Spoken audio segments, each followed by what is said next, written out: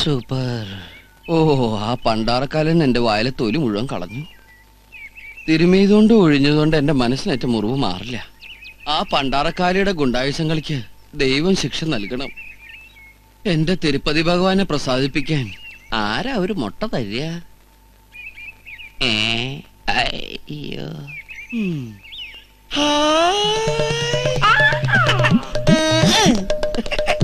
സംസാരിക്കാറാവാത്ത നന്നായി. എന്റെ തിരുപ്പതി ഭഗവാനെ, അവൾക്കൊരു തിരിച്ചടി കിട്ടാൻ ദേ ഞാൻ ഈ ഇളം മുട്ട അവിടത്തേക്ക് നേർച്ചയായിട്ട് നൽകുന്നു. കുടിക്കാൻ പൈപ്പിലും വെള്ളമില്ല, കുറെ കെറ്റിലും വെള്ളമില്ല. കിട്ടി, ശരിക്കും കിട്ടി. നിനക്കും കിട്ടിയാ? ഇതാ കിട്ടില്ലല്ലോ, ഇത് വേറെ കിട്ടില്ല. അയ്യോ, ചൂടുവെള്ളം. അതിരുന്നപ്പോ മനസ്സിലായില്ലേ? അറിഞ്ഞോ ആ പൂജാരി തെറ്റിക്കരുതേ. ആ മൂദേവി പൂജ ബോധമില്ലാതെ ആശുപത്രി കിടക്കാം. നേരോ? ആ, നേരിട്ട് ചെന്ന് കണ്ടിട്ട് എന്നെ പറഞ്ഞേ, കൺഫേംഡ്. എന്റെ മുട്ടപ്രിയനായ തിരുപ്പതി ഏഴുമല വെങ്കടേശ, ഈ ഇളം മുട്ട നിനക്ക് അത്രയ്ക്ക് ഇഷ്ടായോ? നാവുകൊണ്ട് നേർന്നുള്ള അപ്പൊ തന്നെ ബലം കിട്ടി. ഇതെന്റെ ഗോഡി സോംപ്ലേറ്റാ, ദൈവത്തിന്റെ മുട്ട. ഓ, എന്തായാലും നമുക്കിത് ആഘോഷിക്കാം.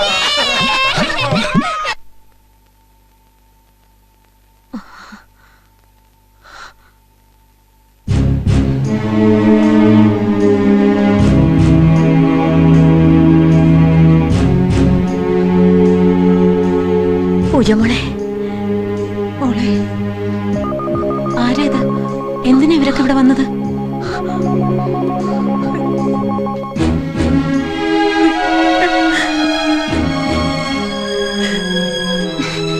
ഓരോ ശല്യങ്ങൾ കയറി വന്നോളും. നാശം. എന്താ ഇവർക്കൊക്കെ വേണ്ടത്? സ്വസ്ഥായിട്ടൊന്നും ഉറങ്ങാനും വിടില്ല.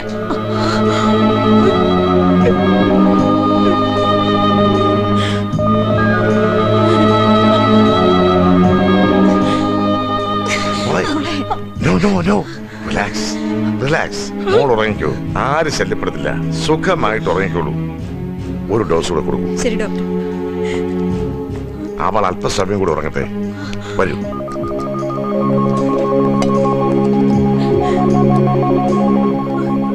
വിളവെടുപ്പിന്റെ കാല കൊടകന്റെ സമൃദ്ധി ഒക്കെ നഷ്ടമായെങ്കിലും സമൃദ്ധിയുടെ ആ പഴയ കാലം ഓർക്കുമ്പോ മനസ്സിൽ നിറയുന്നൊരു മുഖമുണ്ട്. അറിയോ, മരിച്ചിട്ടും ഇപ്പോഴും ഈ നെഞ്ചിൻ കൂടിൽ ജീവിക്കുക എന്റെ ചങ്ങാതി. ആ ചങ്ങാതര മോൾക്ക് ഈ കൊടകന്റെ മണ്ണിൽ ഒന്നും സംഭവിക്കില്ല. അതെ, ഒക്കെ വന്നു പെട്ടു. ഇനി അതോർത്ത് വിഷമിച്ചിട്ട് കാര്യമില്ല. ആരെ അറിയിക്കാതെ എന്തിനു വേണ്ടി എന്റെ മോൾ ഇതെല്ലാം സഹിച്ചത് അതോർക്കുമ്പോഴ അരുതാത്തതൊന്നും ചെയ്തില്ലല്ലോ എന്ന് സമാധാനിച്ചാ മതി. ബോധമില്ലാതെ കിടപ്പ് കാണുമ്പോ പേടിയാവുക. ഒരു ന്യൂറോട്ടിക് മറവി, അത്രേ ഉള്ളൂ. സ്വസ്ഥതയാണ് അവർക്ക് ആവശ്യം. ഈ വിവരം നാട്ടിൽ പോലും ആരും അറിയണ്ട.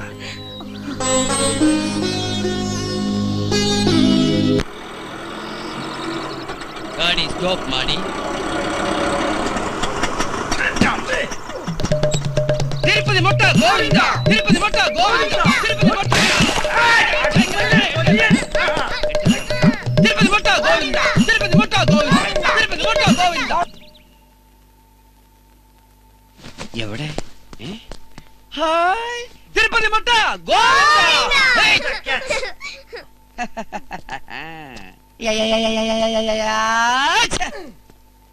ഈ കുട്ടിക്ക് വേണ്ടി നേർന്ന നേർച്ച മുട്ട ഏത്? ഒന്ന് നേരി കാണിക്കാൻ കൊണ്ടുവന്നതാ. മോളി കിടപ്പ് കണ്ട എന്തൊരു പാവ ബില്ലാന്തി. അമ്മ അമ്മുമ്മ, അശായി അമ്മ അമ്മുമ്മ അല്ലേ? നല്ല ബെസ്റ്റ് മോളാ. ഇതിന്റെ ഒരു വിത്ത് കിട്ടോ? ഞങ്ങളുടെ ഈ സൈസ് ഇല്ല. ഇവളെ വെറുതെ നടന്ന എന്നെ കാശ് കൊടുത്ത് തല്ലിച്ചവളാ. എല്ലാം ഡോക്ടർ പറഞ്ഞു. പാവ എന്റെ മോൾ. പാവാണെങ്കിൽ മോളെ വല്ല മറത്തി കൊണ്ട് ചേർക്ക്. ആദ്യം സിസ്റ്ററോ പിന്നീട് മദർ ആയിക്കോളൂ. അല്ല, അവിടെ ഫാദേഴ്സ് എല്ലാം ഉണ്ടല്ലോ. സംസാരിച്ച സമയങ്ങളെ എന്റെ വാച്ചില്ല. ഞാനിന്നെ അറച്ചമുട്ടൊന്ന് ഒഴിഞ്ഞെടുത്തോട്ടെ. മണ്ടോതിരി മന്ദാകിനി. സോറി, ഞാൻ നിങ്ങളെ വിളിച്ചല്ലോ, മോളെ വിളിച്ചതാ. ദേഷ്യം കൊണ്ടാ. ഞാനൊരു നേർച്ചമുട്ട നേർന്നപ്പോഴേക്കും ദൈവം നിന്നെ വീഴ്ത്തി. ഇനി നീ ഇവിടുന്ന് എഴുതേക്കുമ്പോഴേക്കും ഞാൻ അടുത്ത മുട്ട നേരും. അതിലും നീ വീഴും. ഇതുപോലെ കിടക്കും. അവിടെ നിന്ന് എഴുന്നേക്കുമ്പോ ഞാൻ അടുത്ത മുട്ട നേരും. അതിലും നീ വീഴും. അവിടെ നിന്ന് സുഖമായിട്ട് അടിക്കുമ്പോ ഞാൻ ഇവന്റെ വേണ്ട. ഇത് എന്റെ അച്ഛന്റെ അമ്മ തട്ടിപ്പോവാൻ വേണ്ടി എന്റെ അമ്മ ഉടുമ്പിൽപേട്ടയ്ക്ക് നേർന്നേക്കണതാ. ആ മുട്ട പൊട്ടിപ്പൊട്ട. എല്ലാം കഴിഞ്ഞ് അവസാനം എന്റെ ഒരു മൊട്ടടിയുണ്ടീ ബുൾസൈ പോലെ. അതോടുകൂടി നീ പൊട്ടാറടങ്ങി അമ്മേ വല്ലതുണ്ടായിരുന്നേ എന്ന് പറഞ്ഞ് കിടക്കൂടി വെള്ളപ്പിശാശേ. ദേ കണ്ണു തുറക്കണ കണ്ട, ബന്ധു കഴിഞ്ഞിട്ട് ചില കടകള് തുറക്കണ മാതിരിയാ. എന്താടി നോക്കണേ? നേർച്ച മൊട്ടയാ. കണ്ടോ? കണ്ണുമിഴിച്ചു കണ്ടോ? ചേട്ടാ കണ്ടാ ബോധം വീണില്ല, അപ്പോഴേക്കും ചെറ്റാന്ന് വിളിച്ചു. ആ എന്താ ചേട്ടാ ഇത്? ചേട്ടനാ? ആര്? നല്ല ആളാ, കിടന്നോളൂ ഇപ്പൊ വരാന്ന് പറഞ്ഞു പോയതാ. ആ ഡോക്ടർ, എനിക്കിപ്പോ ഒരു കുഴപ്പമില്ല. ഞാൻ പരിചയപ്പെടുത്തിയില്ലല്ലോ, ഇതെന്റെ ഭർത്താവാ. ഇതെന്റെ മക്കളാ. ഈ കുരങ്ങനില്ല കേട്ടോ. എന്റെ മോള് ഓ എന്റെ പൊന്നുമോള് പേടിച്ചു പോയോ? അമ്മയ്ക്ക് ഒന്നുമില്ലടാ. കണ്ട അപ്പോഴേക്കും മൊട്ടയടി. കണ്ടില്ലേ ഡോക്ടർ, ഇതാ സ്വഭാവം. എനിക്കൊന്ന് തല ഇറങ്ങിയാ മതി, അപ്പോഴേക്കും നേരും. പക്ഷെ സ്നേഹം കൊണ്ടാ. ബോധം പോണതിന് മുമ്പ് ചേട്ടനെ കൊണ്ട് ലോകനാർക്കാവിൽ ശയനപ്രദർശനം നടത്താൻ നേർന്നിട്ടുണ്ട്. ശയനപ്രദക്ഷിണ എന്നെ കിട്ടുന്നില്ല, നിന്റെ അച്ഛനെ കൊണ്ടേക്ക്. എന്താ ഏട്ടാ ഇത്? പിള്ളേരുടെ മുമ്പിലെ ചണങ്ങിനൊക്കെ പറയണേ. അച്ഛനെ കൊണ്ടല്ലേ കുട്ടികളും പഠിക്കുക. അച്ഛനാ?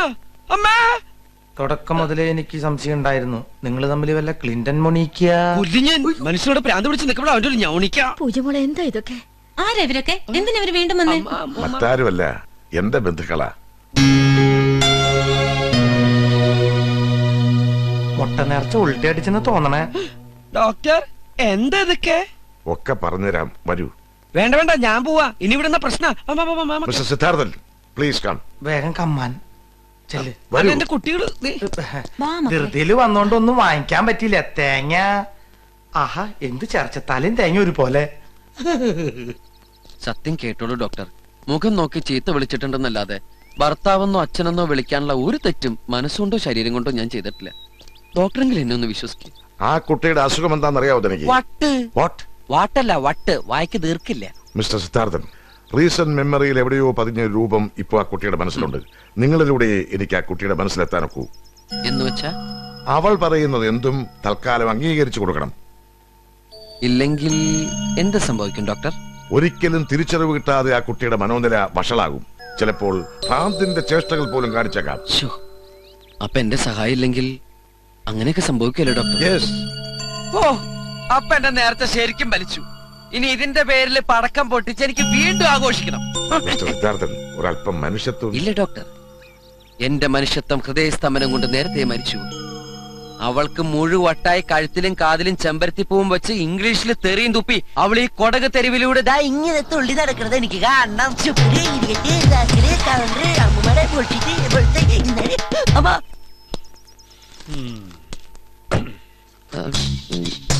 അഡ്ജസ്റ്റ്മെന്റ് വേണ്ട.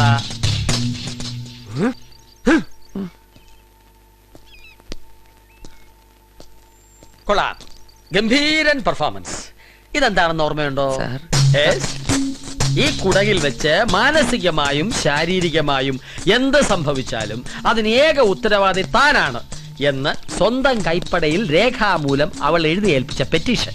സാർ, അതിന് ഞാൻ കാരണം അവൾക്കൊന്നും സംഭവിച്ചില്ലല്ലോ. ഇതിൽ കൂടുതൽ ഇനി എന്താണ് സംഭവിക്കാനുള്ളത്? സത്യമായിട്ട് ഇതിന് മാത്രം ഞാൻ ഉത്തരവാദിയല്ല. ഓക്കെ, രാവണനെ കൊന്ന രാമനാണോ? അതെ. കംസനെ കൊന്നത് കൃഷ്ണനാണോ? അതെ. ഭഗനെ കൊന്നത് ഭീമനാണോ? അതെ. എങ്കിൽ അവളെ കൊല്ലാൻ ശ്രമിച്ചതും താനാണ്? അതെ. ആണല്ലേ? അയ്യോ, അത് ഞാനല്ല. അപ്പൊ പിന്നെ ബാക്കിയല്ല താനാണോ? അയ്യോ, അതും ഞാനല്ല. പഴയ കേസൊന്നും എന്റെ തല കെട്ടി വെക്കാൻ നോക്കല്ലേ സാറേ. സൈലൻസ്. തിരിച്ചറിവ് കിട്ടി എന്നവൾ രേഖാമൂലം താൻ ശത്രുവല്ല എന്ന് എഴുതി തരുന്നുവോ അന്നേ നിയമത്തിന്റെ ശിക്ഷയിൽ നിന്നും തനിക്ക് രക്ഷയുള്ളൂ. തിരിച്ചറിവ് കിട്ടിയാലും അവളെന്നെ ഒറ്റ കൊടുക്കും. അത് തന്റെ കയ്യിലിരിപ്പ് പോലെ ഇരിക്കും. ഈ നിമിഷം മുതൽ ഡോക്ടർ പറയുന്ന എന്തും നീ അനുസരിച്ചിരിക്കണം, അവൾ പറയുന്ന എന്തും നീ അംഗീകരിച്ചിരിക്കണം. സാർ, ഇത്രയും വലിയൊരു ശിക്ഷ എനിക്ക് തരണം. നിനക്ക് കരുതി വെച്ച ശിക്ഷയിൽ ഇത് എത്രയോ നിസ്സാരം. ഡോക്ടറോടൊപ്പം പോകൂ. സാർ, ഞാൻ പോകാൻ വരൂ. ഇത് ഡോക്ടറോ അത് ആരാച്ചാരോ?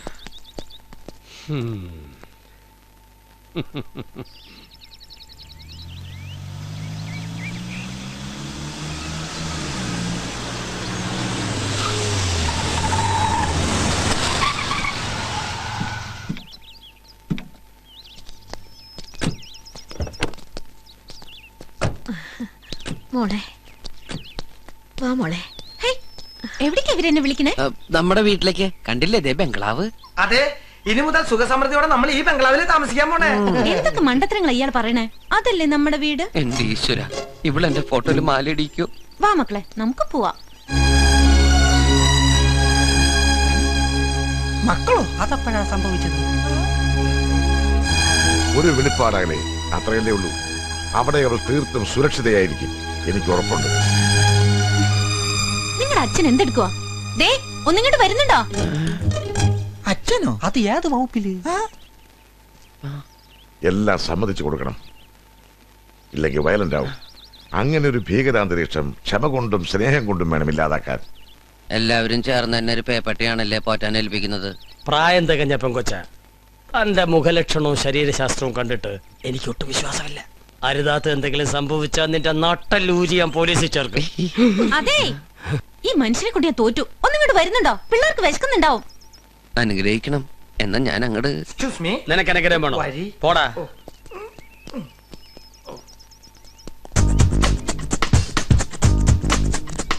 ഡോക്ടറിനോട് യാത്ര പറയാൻ മറന്നുപോയി. മോളെ ഒന്ന് പിടിച്ചു. വാ മോളെ.